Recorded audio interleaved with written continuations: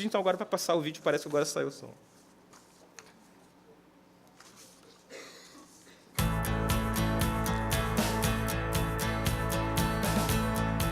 Em 2011, em diversas partes do mundo, multidões levaram às ruas o desejo de construir novos caminhos para a democracia. E foi também em 2011 que o Rio Grande do Sul, terra do orçamento participativo e do Fórum Social Mundial, deu início a uma experiência pioneira de participação cidadã, o Gabinete Digital.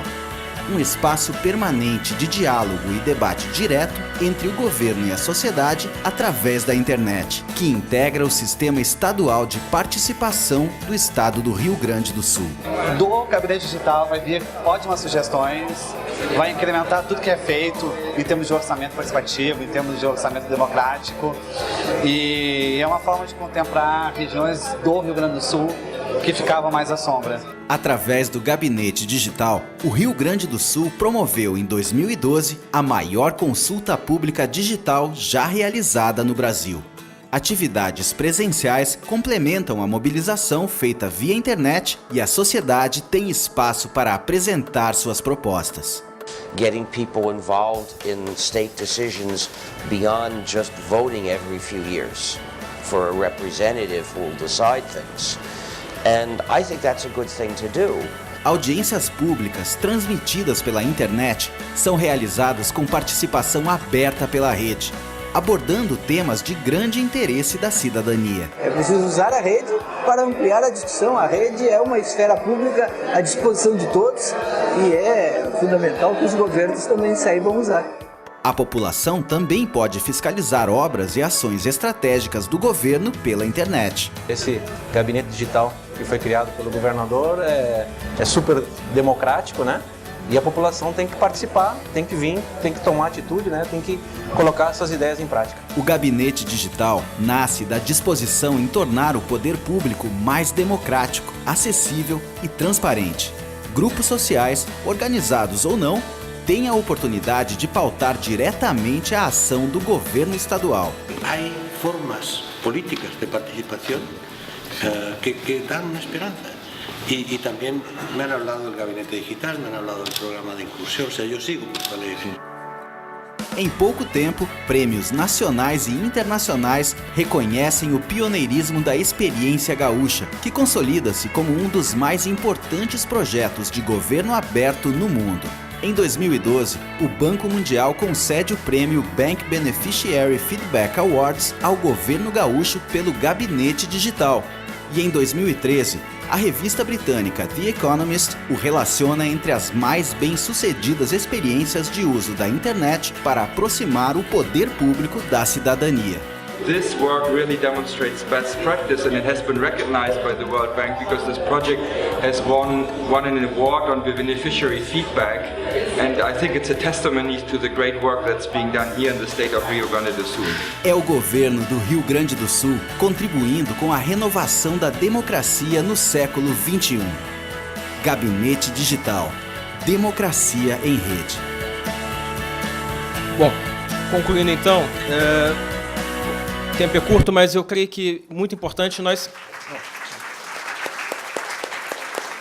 acho que é muito importante nós partirmos, né, da compreensão e não nos iludirmos, digamos assim, com a ideia de que, passado o período mais agudo das mobilizações, a sociedade brasileira agora volta ao seu estado de calmaria, que algumas pessoas acreditam que o Brasil, né, viveu durante muitos anos, e embora, obviamente, a história recente do Brasil desminta essa tese do gigante, né, que estava dormindo.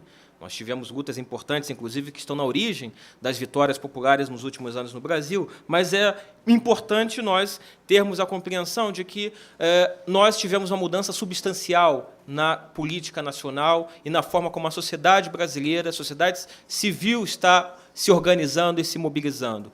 E acreditar que, passado esse momento, tudo volta a ser como era antes, pode nos levar a agudizar esse déficit de legitimidade do Estado brasileiro, da política, a crise da representação pode se agudizar e, sem dúvida alguma, isso se configura enquanto uma ameaça ao próprio futuro da democracia no nosso país. Então, eu creio que as pessoas que se mobilizaram nesses últimos meses, e uma pesquisa, inclusive, atestou isso, 91% das pessoas que se mobilizaram acreditavam que esse processo ia gerar mudanças na estrutura política do país, mudanças na forma como o Estado organiza suas relações com a sociedade. Então, é muito importante que nós demos seguimento a debates como esse e procuramos desenvolver estratégias inovadoras, estratégias que permitam efetivamente absorver toda essa energia renovadora e que também, sem dúvida alguma, pode servir para ressignificar a democracia e apontar um futuro também de esperança para a agenda da governança democrática no século XXI. Muito obrigado. Muito obrigado, Vinícius, aí pela instigante sempre contribuição, né, do nosso Rio Grande do Sul, né? Bem, primeiro queria agradecer muito aqui a rigorosidade dos companheiros e companheiras da mesa com relação ao cumprimento do tempo. E, ao fazer isso, também queria explicar, a Lígia vai organizar agora as inscrições, a nossa proposta é abrir uma rodada de 10 inscrições, e, assim como eu fui rigoroso com os painelistas, vou ter que fazer esse papel também com as participações, para que a gente possa ter 2 rodadas, né?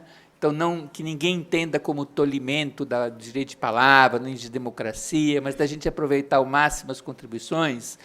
Então, nós vamos dar 2 minutos para cada intervenção. A pessoa pode fazer uma pergunta, pode colocar um posicionamento, mas que seja bastante objetivo, conciso, para que a gente possa fazer 2 rodadas, devolver para, né, faz uma rodada de 10, devolve para a mesa e a gente instala assim um espírito mais diálogo. Então, quando der 1 minuto, eu vou fazer um sinalzinho assim para a pessoa saber que tem mais 1 minuto para concluir, ok? Só 1 minuto. E pedir que cada um que for fazer uso da palavra diga o nome e o que está representando.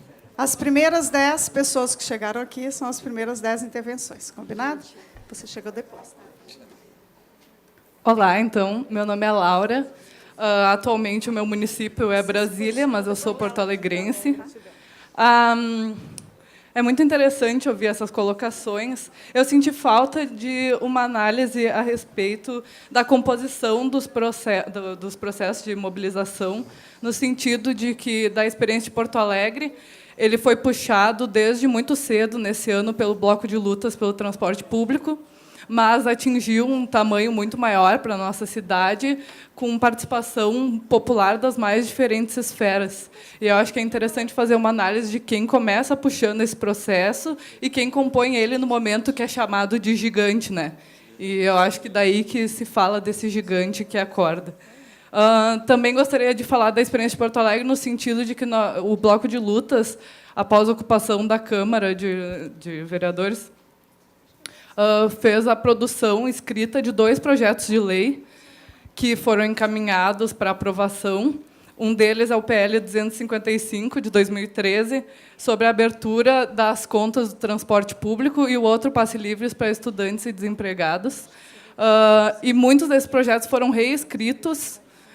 E qual é a nossa dificuldade de aceitar projetos de lei escritos pelo cidadão? E, por fim, eu gostaria de falar um pouco dessa experiência que me causa muita surpresa a respeito do meu estado e do gabinete digital.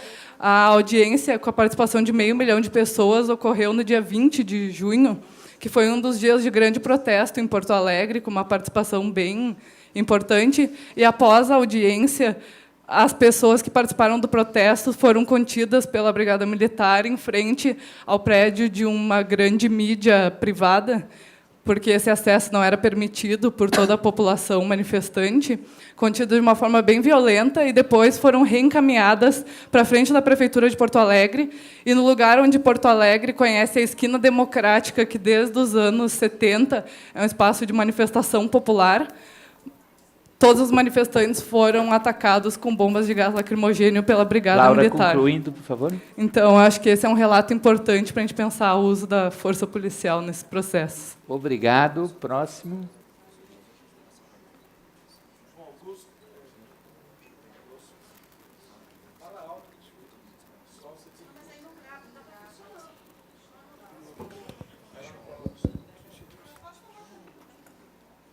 João Augusto, Joca, bom dia, Pedro.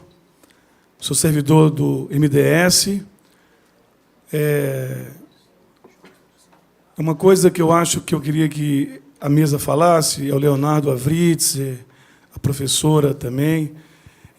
Eu percebo que é importante que as manifestações elas pediram mais políticas públicas, mais Estado. E nenhuma pauta eu vi de volta aos anos 90 da agenda neoliberal. Eu queria que comentasse um pouco sobre isso. Uma outra coisa também que a gente percebe por vários estudos, que a vida privada das pessoas ela melhorou de maneira relativa dentro da sua casa, com mais eletrodoméstico, mais televisão, mais geladeira, mais comida.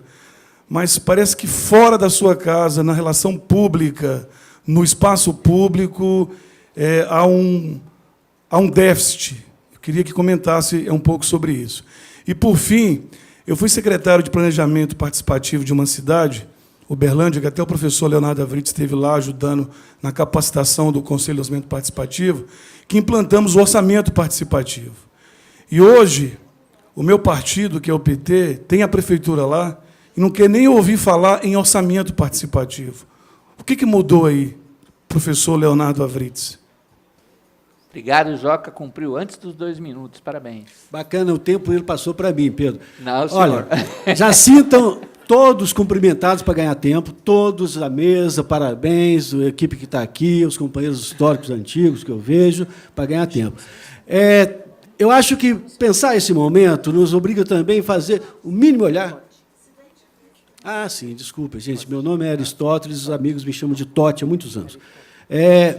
Olhar para trás para ver o seguinte, já fizemos muito, estamos fazendo muito. O simples fato de estarmos aqui nesse espaço com esse debate, de permitir intervenções mais gostas, assim, permite ver que fazemos muito, mas hoje nos demanda, estamos fazendo o suficiente?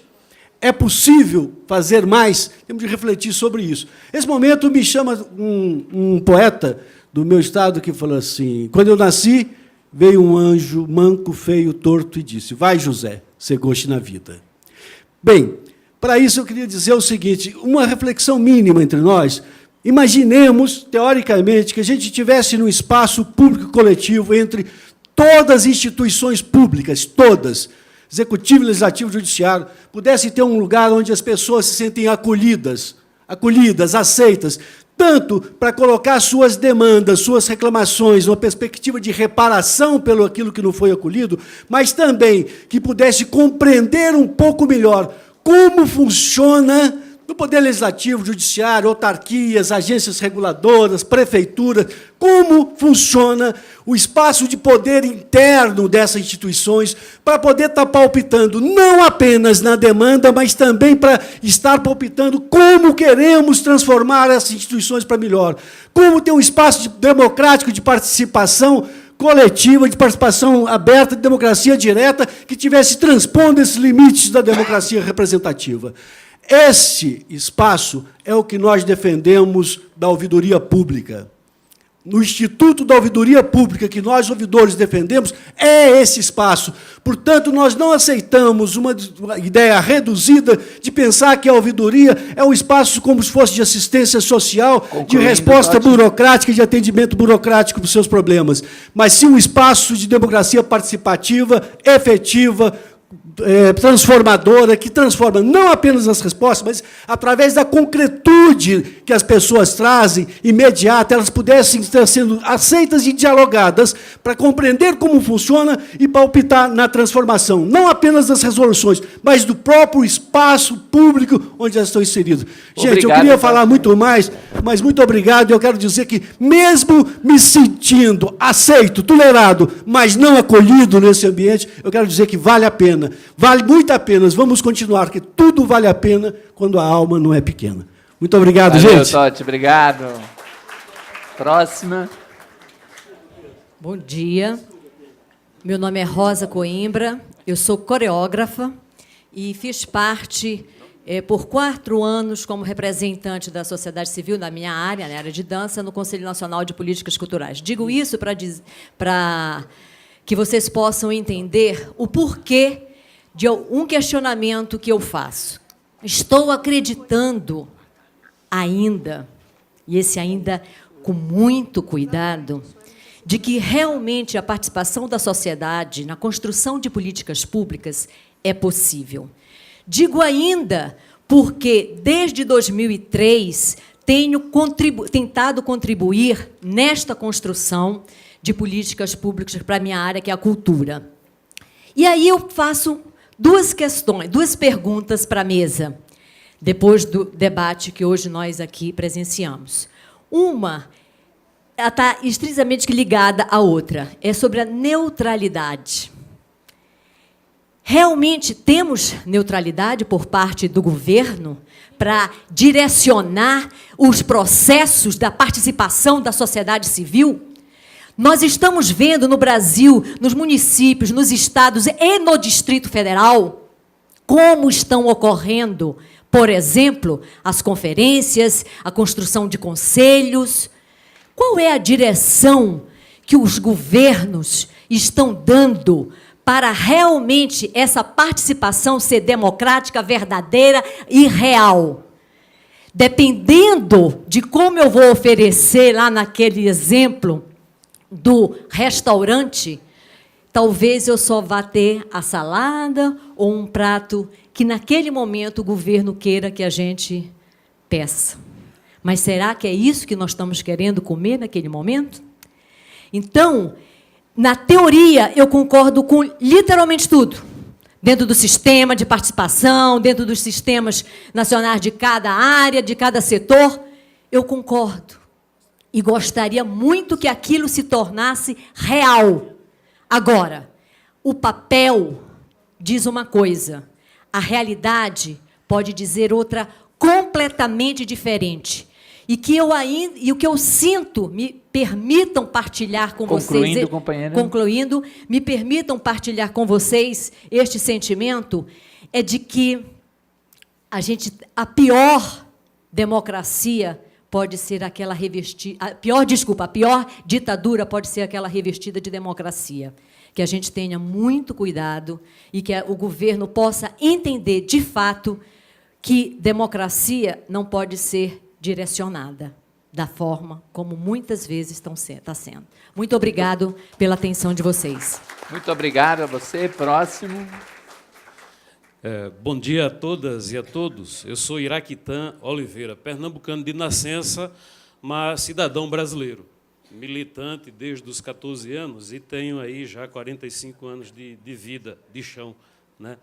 Nesse processo de busca por um Estado, por um país mais justo, mais, digamos assim, humano e melhor de se viver. Eu estou dizendo isso como cidadão porque foi assim que eu me apresentei aqui no mês de junho, aqui na Vice-Presidência da República, e tentando conversar, trazer algumas ideias, né, nesse sentido da perspectiva da gestão, da participação social, né, a gente conversar um pouquinho sobre isso e sentir o quanto é bloqueado ao cidadão brasileiro ter acesso, ter espaço à instituição, à estrutura de governo. Depois eu tive como resposta, eu vim pelo meio da internet, vim pessoalmente. Num minuto não, meu amigo. A gente ouviu, agora você me escuta um pouquinho também. Eu sou arretado mesmo, sou pernambucano, viu? Não, mas a regra vale para todo mundo. Não, há regras que precisam ser rompidas para que a gente estabeleça o melhor. Certo? Não me venha com essa, não. É preciso dizer o seguinte, vim aqui pelos meios da internet e pessoalmente e por meio escrito. Recebi como resposta uma cartinha lá em casa. Né? Então, eu acho que essa não é a forma da gente discutir participação social, nem tampouco uma política nacional de participação social. É preciso respeitar os sujeitos de direito que estão nos recantos mais longínquos desse país, que não têm acesso à internet, que muitas vezes não têm acesso à escola, que muitas vezes não têm acesso a uma formação mais qualificada nas universidades. É preciso também que se respeite os mais velhos, obviamente, que traz para a gente a sua experiência, seu aprendizado robusto, denso, para que a gente possa, assim, saber como trilhar melhor o futuro. Mas é preciso dizer que as manifestações das ruas disseram claramente para o povo brasileiro e para as instituições que elas não apenas estão obsoletas, mas que precisam urgentemente de uma ruptura com esse modelo que está estabelecido. Concluindo, companheiro. Nós não discutimos aqui, e em nenhum outro momento eu tenho escutado, por dentro e por fora do governo, um projeto de país. O que é que a gente quer para esse país? Porque isso dialoga com o sentimento do povo e com essa estrutura carcomida, ultrapassada, que é o Estado brasileiro. A reforma política que se fala, não se diz, por exemplo, que a estrutura partidária do Brasil ela é ultrapassada, vencida, e que, acima de tudo, apesar das manifestações, quem decide quem vai ser candidato, quem decide quem vai ser eleito, são os investimentos e são os dirigentes partidários. Não é a sociedade que está na rua, apesar de ter o voto como instrumento. Mas a decisão, quem vai ser candidato, quem vai receber o financiamento para ser eleito, é da estrutura partidária. E isso atropela a democracia. Precisamos vencer essa parte. Temos uma proposta, compadre. Mas essa proposta só será dada quando a gente perceber que o ambiente de disputa, inclusive dentro do governo, for vencido também. Porque a gente percebe isso com muita clareza. Me desculpem. A emoção de 30 e tantos anos de luta, vendo o povo passar fome, pisar na lama, enfrentar dificuldades para a sobrevivência, me dão a carga de emoção que agora me faz sentir esse cansaço. Mas é o cansaço de dizer, quero fazer diferente. E fazer diferente é a gente mudar isso aqui também. Pronto. Muito obrigado pela sua contribuição. Bom dia. Próxima. Meu nome é Kelly Cristina. Eu sou militante, sou manifestante há 20 anos, desde os meus 11 anos de idade. Sou historiadora, especialista em desenvolvimento sustentável e ainda trabalho, estou saindo do governo por decepção no sistema político de gestão de recursos, da forma como está acontecendo. O que o nosso colega falou é a pura verdade. Esse sistema está defasado porque ele é baseado na monarquia absolutista do feudalismo. É o rei e os seus vassalos, o presidente e seus ministros e as suas formas de conjuntura e de pactos em salas fechadas. É a forma de impor um modo de desenvolvimento, porque IDH, parâmetro cultural. IDH médio. Eu trabalhei lá preenchendo folhinha de IDH, quando eu trabalhei no censo, indo de casa em casa. Se você tem banheiro, quantas televisões, se você tem geladeira e quanto que você ganha por mês. Isso define IDH. Agora, o indivíduo pode não ter nada disso, ter um sistema higiênico, sanitário, que não joga esgoto no rio, porque a nossa crise não é só social. A nossa crise é ambiental. E ela é econômica porque ela também é ambiental. O planeta só é um. E o que nós estamos fazendo com a população pobre desse país, que é maioria descendente de indígena, que é indigente, olha o preconceito linguístico, cultural, e africana, é o mesmo preconceito que a gente faz com a natureza. Impõe uma monocultura, um padrão de viver, de comer, de vestir, de andar e de falar, e quem não se comunica como tal, quem não fala a língua portuguesa como o Jornal Nacional, quem não se veste como tal e quem não tem o cabelo liso como tal e não está no padrão estabelecido, é subdesenvolvido.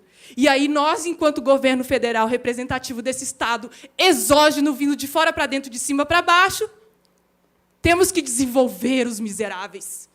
E não respeita que eles viveram há quantos mil anos nesse continente. Concluindo, companheiro, por favor. É esse modelo E quando a gente falar de forma política de democracia, é sair do centro da centralização do controle do poder e do ego e ouvir a ponta. O nosso colega citou um sistema pop que ele vai aplicar na população, mas ele não entra na rua porque ele tem medo. Que democracia é essa? A internet faz melhor do que isso. Então, assim, eu estou falando.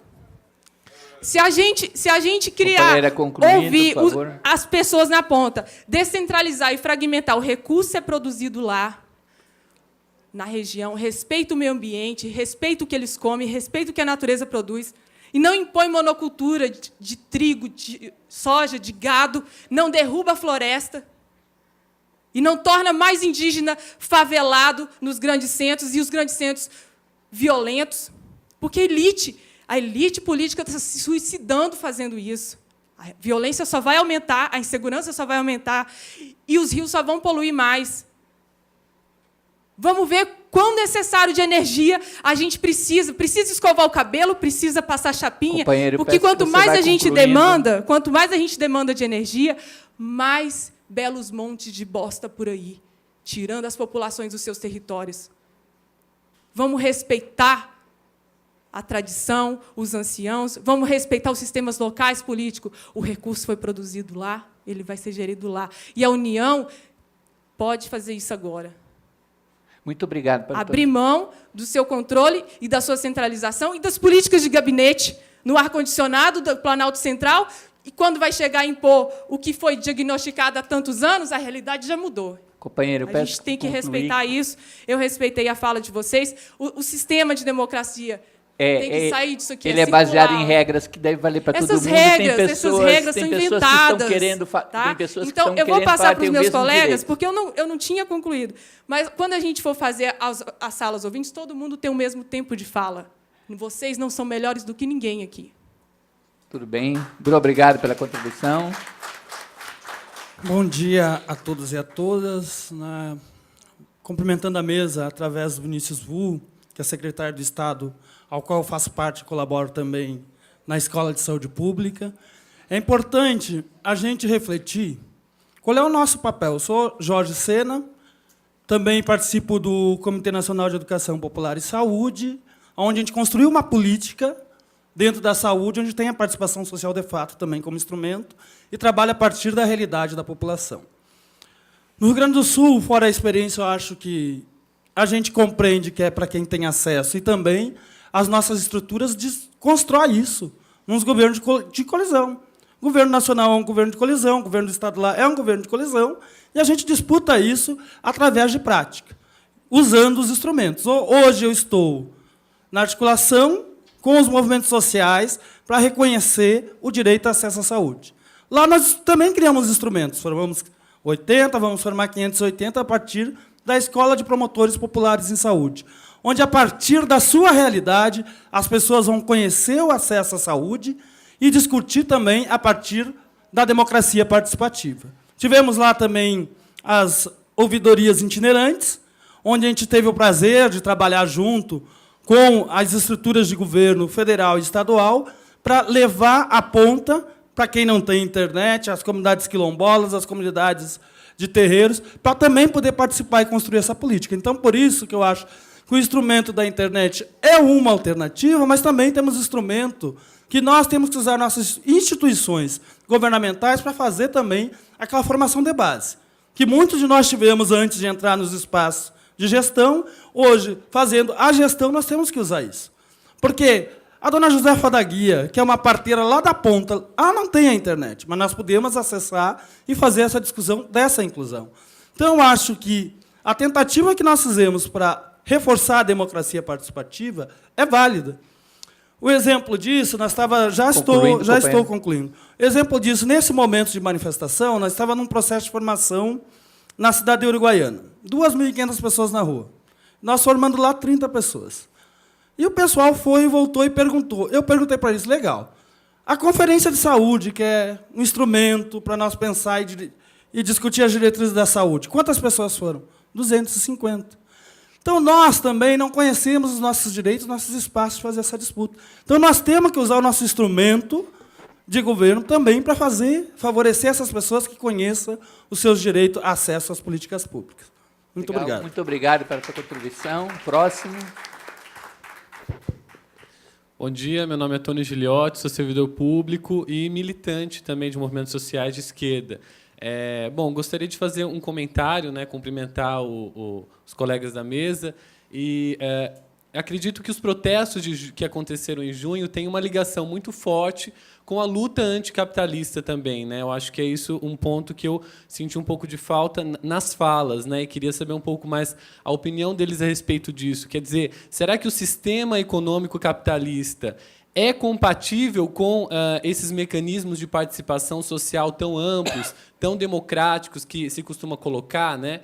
E dizer também que a questão da luta anticapitalista esteve no plano de fundo dos protestos de junho, né? Quer dizer, o movimento Passe Livre coloca como uma das suas principais pautas exatamente não só o rebaixamento do preço das passagens, mas também o transporte enquanto um serviço público. E como serviço público, também um serviço gratuito e de qualidade, né? Ou seja, o transporte público, que em muitas das cidades do país é colocado com máfias, né, administrado por máfias de transporte público, deve ser estatizado e também com controle social, né? A questão dos gastos da Copa do Mundo, né, em que o governo federal está gastando mais de 30 bilhões de reais com a Copa do Mundo, também é um outro exemplo, né? Não é somente o gasto com a Copa do Mundo, mas o fato de esse gasto estar sendo dirigido para uma instituição privada, para favorecer uma instituição privada que é a FIFA, ou então outra instituição privada que é a CBF, ou então outras instituições privadas que são as empresas construtoras dos estádios da Copa,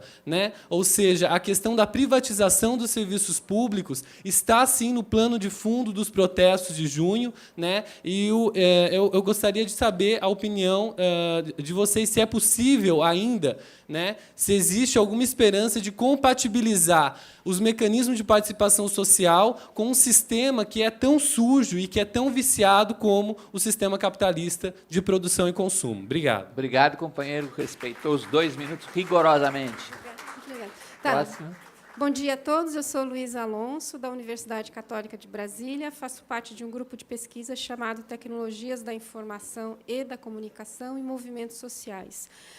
Eu entendo que todos esses movimentos trouxeram muitas perguntas, muitas emoções, algumas conclusões que, ao longo do tempo, vão demonstrar não serem as melhores, mas também trouxeram uma discussão bastante que me aflige muito, que é a questão da democracia representativa e da democracia participativa. Entendo que, em alguns locais, algumas das práticas que estão sendo feitas podem substituir os legisladores, ou seja, a população vai dizer o que é melhor para ela. A população vai dizer, vamos dizer, vai ensinar o que deve ser feito. Mas a pergunta fica, e a crítica com relação à questão dessa democracia que aparentemente nos representa, mas que nos traz tanta insatisfação.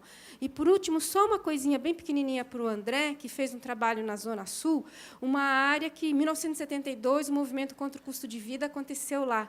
Movimentos de comunidade de base foram muito fortes e tudo mais, né? Então, eu queria saber um pouco, se possível, de como foi a abordagem nessas comunidades que já têm um histórico de muita luta social. Tá? Obrigada. Obrigado, Luísa. Nosso último inscrito na primeira rodada, e depois passaremos para a mesa e abriremos uma segunda.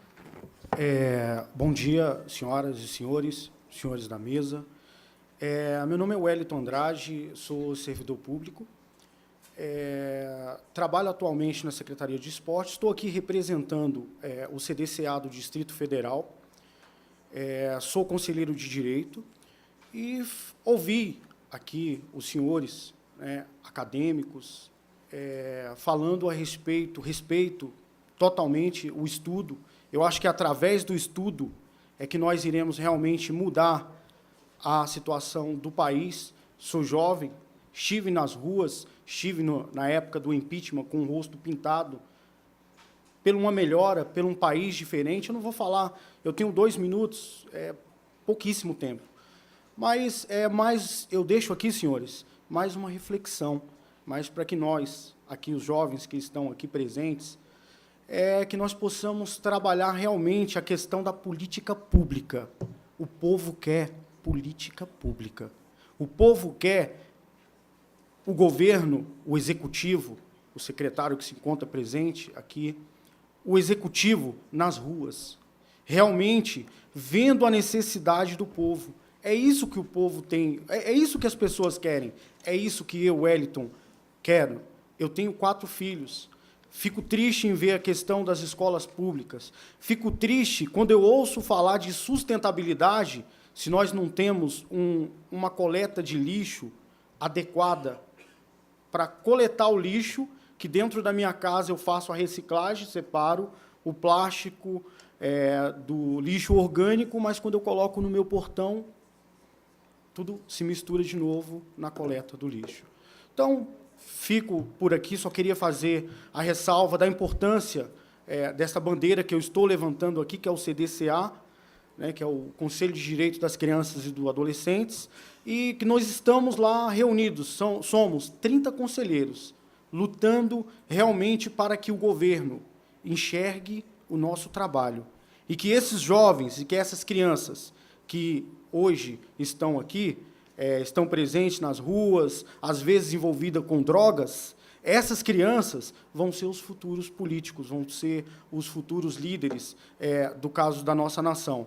Tá? E o maior problema da nossa situação, ok, já estou concluindo, se chama corrupção. O povo não quer mais corrupção. O povo quer realmente atitude, trabalho. Muito obrigado pela fala.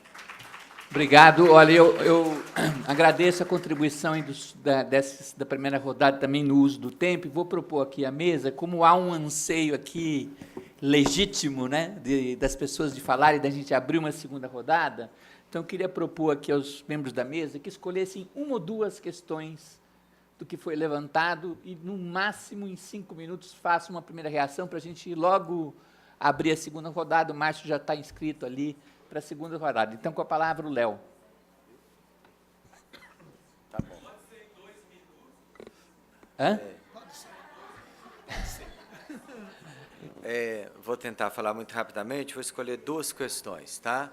Segurança pública e sistema de participação. Na questão de segurança pública, apareceu aqui em algumas questões, até acho que apareceu menos do que deveria ter aparecido, mas eu diria o seguinte: o Brasil fez muitos avanços nas políticas públicas de 1988 para cá, e na arquitetura, e inovou fortemente em muitas áreas, e eu diria que se a gente fosse escolher uma área em que o Brasil não avançou praticamente nada nesses últimos 25 anos, eu falaria que é a área da segurança pública. Por quê? Porque isso eu acho que apareceu claramente nas manifestações de junho, né? Em primeiro lugar, continuamos tendo um sistema de treinamento militar das polícias militares, isso ficou claríssimo em junho. A polícia, quando ela reprimia as manifestações, era por treinamento militar, ela não escolhia ninguém. Eu cheguei a pegar, podia talvez ter botado no meu PowerPoint, mas tem uma foto da Polícia Militar em Belo Horizonte, em cima de um viaduto, atirando indiscriminadamente contra manifestantes, como se fosse um outro lado, enfrentando pessoas sem absolutamente nenhuma tecnologia, nenhuma seletividade e nenhuma participação cidadã, né? Ou alguma ideia de que existem cidadãos que estavam ali legitimamente se manifestando.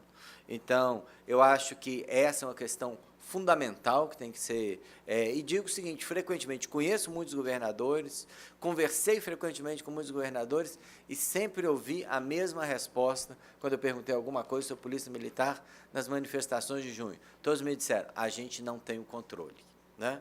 Então, alguns anos atrás, quando teve o movimento Occupy Wall Street, né, houve a desocupação do Zuccotti Park, não sou a favor da desocupação do Zuccotti Park, mas ainda assim gostaria de mencionar que quando o Zuccotti Park foi evacuado, desocupado pela polícia na cidade de Nova York, o prefeito de Nova York estava num carro a 3 quarteirões de lá, porque ele achou que era uma coisa tão importante que ele ia acompanhar pessoalmente o que está sendo feito. Eu não vi nenhum governador nas ruas, eu não vi pessoas, não vi secretários de segurança, eu vi uma entrevista absolutamente lamentável do secretário de Segurança do Estado de Minas Gerais, que depois, quase de uma batalha campal, falou assim, e a partir de agora é tolerância zero em Belo Horizonte, porque eu faço a Polícia de Segurança. Eu fiquei pensando, bom, eu achei que a Polícia de Segurança do Estado de Minas Gerais era atribuição do governador.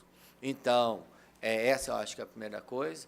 Eu acho que tem que existir uma polícia cidadã no Brasil, desmilitarizada, né, que, de fato, coloque a questão da segurança, mas a questão da segurança é uma questão cidadã, não é uma questão militar. Essa é a primeira questão que eu queria mencionar. Mais 2 minutos. Tá. E a segunda questão, muito rapidamente, respondendo aí a diversas pessoas, ao Joca, entre outros, eu acho o seguinte, eu acho que as formas de participação, tal como elas foram desenhadas, e falei isso aqui, a partir de 1988, elas estão num certo esgotamento. Hoje, eu defendo, né, e está aqui, né, o Vinícius, estava aqui o Gustavo Ponce de Leon, né, eu acho que são 2 governos que estão tentando avançar, e eu defendo a ideia do sistema de participação.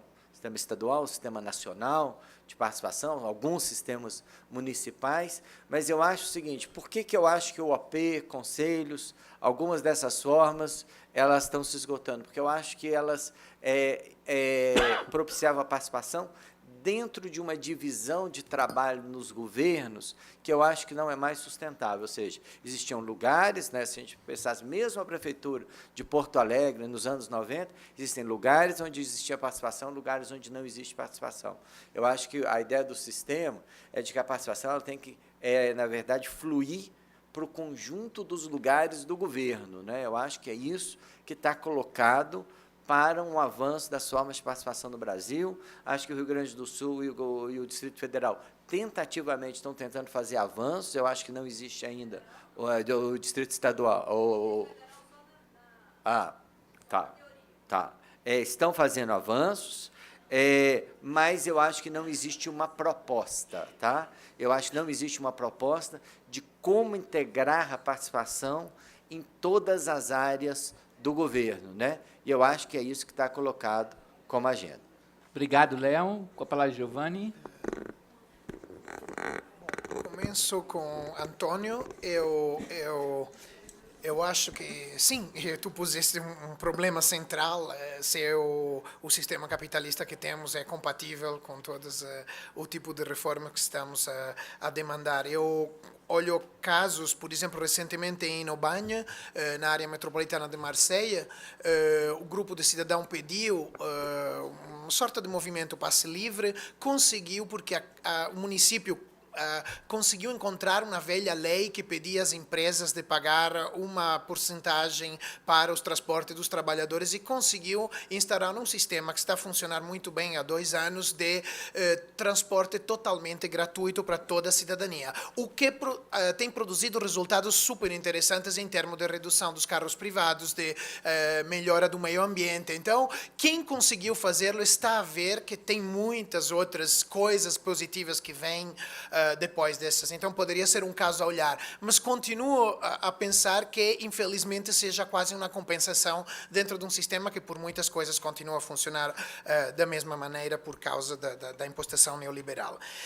Relativamente ao que dizia o João Augusto, tem um estudo da Donatella Della Porta sobre movimentos sociais na Europa, e ela segue o movimento dos fóruns mundiais europeus há muito tempo, e é um estudo exatamente sobre como os movimentos dos últimos anos pedem mais Estado, não pedem um Estado diferente do que temos, mas eles continuam a não menosprezar e a não desvalorizar o valor do público, o valor do coletivo. E então eu acho que esse tema de centrar em mais estados, mas num estado diferente daquele que temos, que é um estado de mais mercado, não, na verdade, em menos estado, e então é uma questão central. Um outro tema que achei muito interessante é aquele sobre a questão das iniciativas populares, não? Que são um dos campos mais frustrantes em todos os países do mundo para os proponentes. Muitos países têm propostas de lei de iniciativa popular que nunca são olhadas, são maltratadas, são não reconhecidas pelos políticos do sistema que fez a lei que permite essa iniciativa popular. Então, por exemplo, tem um projeto de reforma que agora está embaixo de um processo de participação no site do governo italiano participa.gov.it. É um sistema de reforma constitucional onde, entre as perguntas que são feitas aos participantes, tem qual é a solução que se quer adotar para renovar o instituto da proposta de lei de iniciativa popular. E as propostas são na direção de as propostas de lei que não forem avaliadas pelo parlamento e votadas em um mês de tempo vão ser submetidas automaticamente a referendo confirmativo. O que quer dizer que, nesse caso, a pauta construída pela população seria uma pauta que torna-se central na política. Eu acho que essa reforma constitucional, eu não sei se vai nunca passar, mas eu acho que é muito interessante o debate que tem em torno dela. Agora, sim, concluindo, uma última coisa eu queria dizer-la ao Diraquitan e a Karine Christine. Ao Diraquitan queria dizer que eu não estou convencido que as formas de expressão e de escuta individual do cidadão sejam hoje as melhores. Eu acho que precisamos de maiores espaços em que os cidadãos, no momento que pedem o que querem pedir à política, também discutam entre eles e comecem a ver bens comuns, a trabalhar em forma... Eu acho que muitas das formas internet, por exemplo, que eu estudei nestes anos, levam um preconceito à política também, porque quem se exprime individualmente muitas vezes pede coisas para si. E a política continua a manter uma imagem que a sociedade é egoísta, não solidária, e que então faz bem a não dar-lhe escuta e a continuar a atuar de cima para baixo. Então eu acho que é importante que nós pedimos mais espaços para dialogar e expressar-nos coletivamente e não individualmente. Obrigado, uma última coisa só rápida. A Karine, eu não sei, ela não está aqui, mas é típico. Agora, pôr um problema e sair, ou seja, poderia ter... Mas eu não sou a pessoa que ela me julga ser. Quando ela falava dessa mesa, falava como se fôssemos todos iguais. Eu faço parte de muitos movimentos sociais, agora de um movimento que chama-se Cidadão por Coimbra, para derrubar os nossos governos com uma força não partidária, por exemplo. Eu fiz toda a minha vida parte de movimentos para a defesa dos ciganos, por exemplo, e tal. Então, eu fui apresentado como universidade, mas tenho inúmeras coisas na minha vida. Então, quando eu fiz a escolha de nunca pertencer a um partido, foi porque meus avós foram governadores e prefeitos num período do pós-guerra, em que eles foram escolhidos por ter lutado por 10 anos contra o fascismo e foram escolhidos como os únicos políticos viáveis nesse momento. Eu vi eles tanto sofrer dentro das forças partidárias que decidi, eu, como meu pai, de nunca tocar um partido de perto, porque eu vi quanto eles sofreram mais pelas pessoas dos seus partidos do que por inimigos dos outros partidos. Então, eu fiz escolhas pessoais. Julgar-me só porque estou sentado nessa mesa e fui apresentado como universitário, eu acho que o que está errado na forma de reconstruir o mundo tem que ser reconstruído respeitando o outro, fazendo um esforço pessoal de reconhecer os outros e não de encaixá-lo em box que põe ele numa posição que não representa a sua pessoa. Desculpa. Obrigado, Giovanni. Palavra ao André. Eu queria falar para o pessoal da infraestrutura que eu sou um ausente nos registros aí, ó. Eu estou fora ali. Migão. Que foi? Também não preciso do foco, eu quero participar do grupo. Ok? Quero participar do grupo, quero estar junto com a mesa. Acorda. Vamos lá. Acho que isso diz respeito aí em relação ao que a gente está falando. Olha, minha visão é a seguinte. Eu queria lembrar que esses movimentos eles são movimentos mundiais. E que, na verdade, eu acho que isso mostra que isso é fruto de uma coisa maior. Me parece, tá, que eles são fruto de um período de incremento de bem-estar social geral do mundo. E nos anos Lula, aqui no Brasil, isso é muito claro e é conhecido que houve esse incremento do bem-estar social.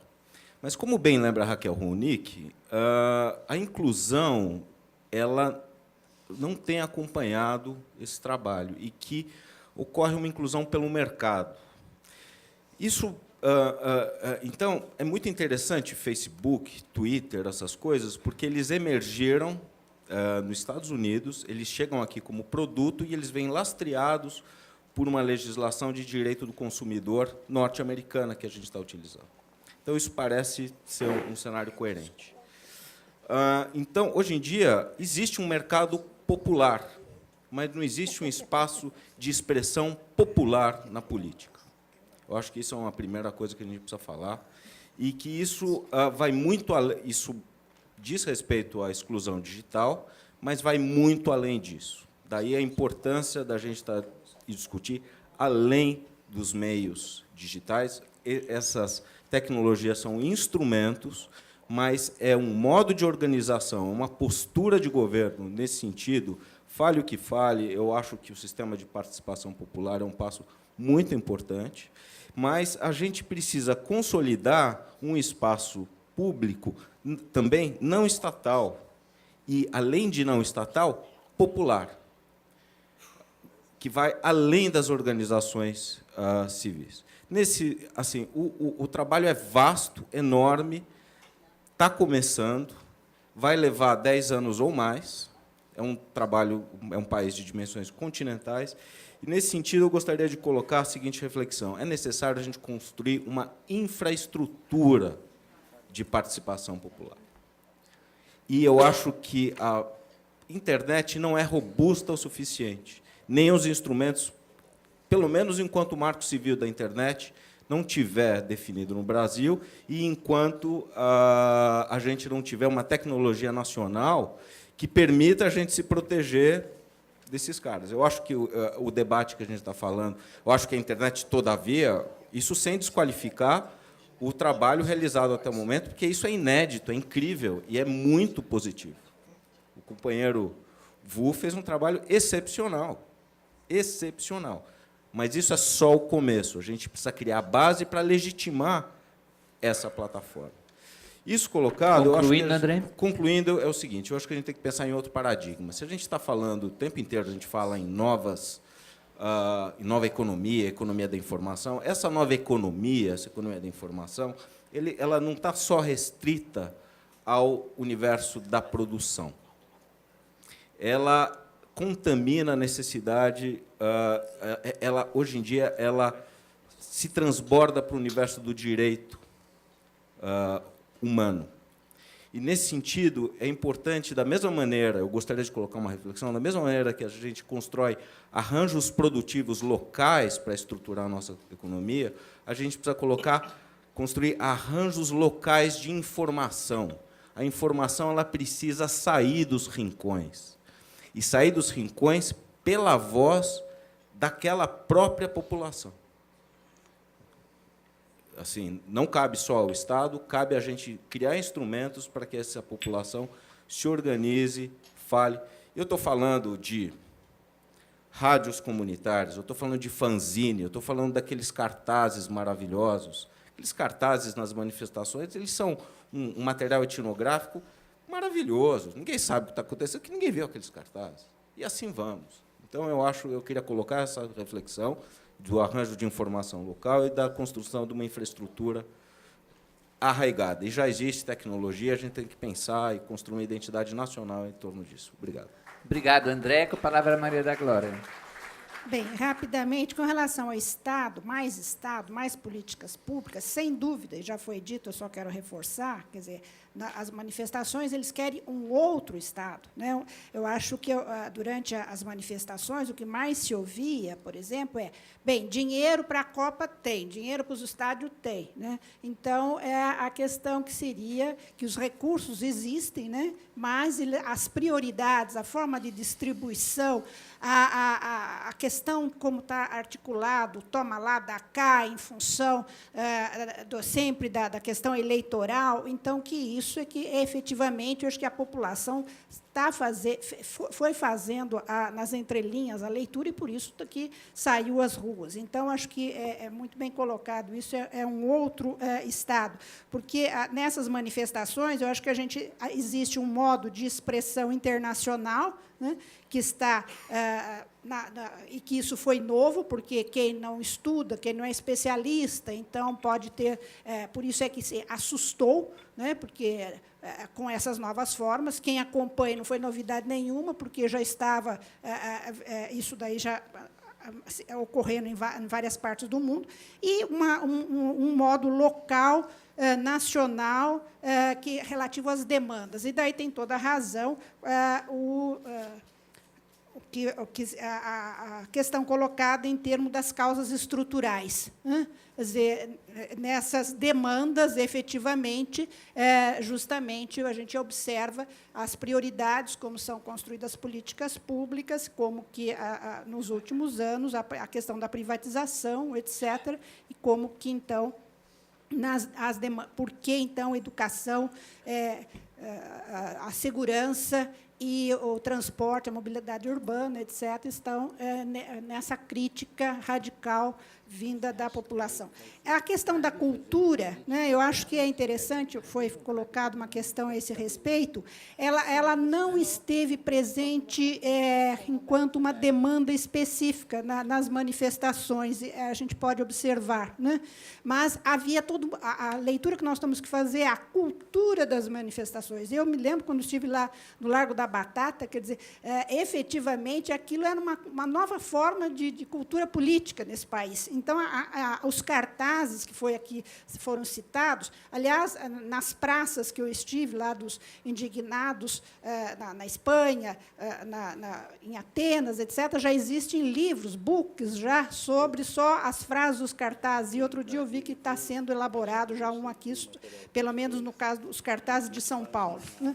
Então, os cartazes é uma forma aí da questão da cultura. Então, nós temos que ver essa cultura também produzida pelos próprios manifestantes. A questão da participação direta e articulação, então, com a democracia representativa, etc., aqui acho que é um ponto central que a gente não teve tempo de trabalhar, que é a questão dos mediadores. Os conflitos ocorrem porque vai os manifestantes, depois vai a polícia acompanhando, depois tem a hora X em que tem o quebra-quebra, quer dizer, isso nas manifestações mais recentes. Quem são os mediadores? Só que as colocações que têm sido feitas nos últimos tempos colocam como mediadores sempre as autoridades, sempre um polo só, né? Então, tem que repensar essa questão, né, quem serão esses mediadores, para a gente pensar como que fazer essas articulações aqui. E, finalmente, com relação à formação, tem uma questão aqui, no passado, e foi dito aqui também uma pergunta que foi dirigida ao André, eu achei muito interessante, porque, quando eu comecei a estudar movimentos sociais, né, a jovem disse, essa senhora, falando sobre os jovens, essa senhora estuda os jovens desde 19, 20 anos, comecei a estudar justamente no Jardim Ângela, etc., quando eu fiz minha dissertação lá de mestrado e acompanhei lá as comunidades eclesiais de base do Jardim Ângela, etc., etc. Bem, o que a gente observa, havia um agente ou agentes muito claros que realizavam essa formação. Hoje, quem faz a formação? As redes. Hoje, você tem que olhar, uma das grandes contribuições das redes não está sendo apenas essa questão. Se há processos de aprendizagens, produção de saberes, compartilhamentos, é através das redes. Então, nós temos que, do ponto de vista das pedagogias, quais são essas pedagogias que estão implícitas nessas redes sociais. Então, isso daí acho que é um ponto também a trabalhar, a refletir e a ser colocado nos debates. Obrigada. Obrigado, Maria da Glória. Com a palavra, Vinícius. Rapidamente, não dá para abordar todos os temas, mas duas coisas eu gostaria de tocar aqui, mencionar. Primeiro, eu outro dia participei de um debate que tratava exatamente dessa ideia de que se perguntava se os protestos aqui no Brasil tinham ou não alguma conexão com os demais protestos que ocorreram em várias partes do mundo desde 2011. Eu acho que sim e não, né? Sim, existe uma conexão, obviamente, porque estão inseridos num contexto mais amplo de reação, de identificação de um certo mal-estar, né, contra uma captura que a gente observa em qualquer lugar do mundo, né, pelo menos o mundo ocidental, das decisões públicas pelo capital financeiro, né, e também um certo incômodo, um mal-estar contra um tipo de mercantilização da vida que oferece apelos sistemáticos, cotidianos, para o consumo, mas que não oferece as possibilidades de acesso à mercadoria a todos os cidadãos. Então, acho que tem, sim, uma conexão, mas, obviamente, tem questões locais, específicas, que estão na base, na origem dessas movimentações.